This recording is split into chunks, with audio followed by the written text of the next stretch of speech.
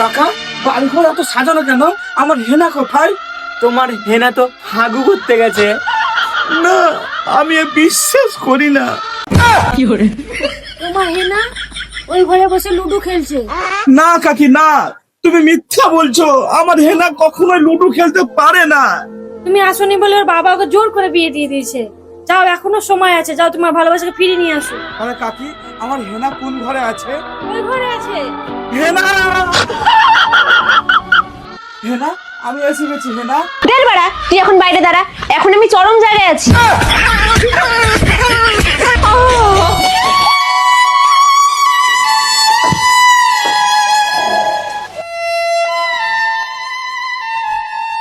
কি হলো বাবা, তোমার হেনা তোমার সঙ্গে আসেনি?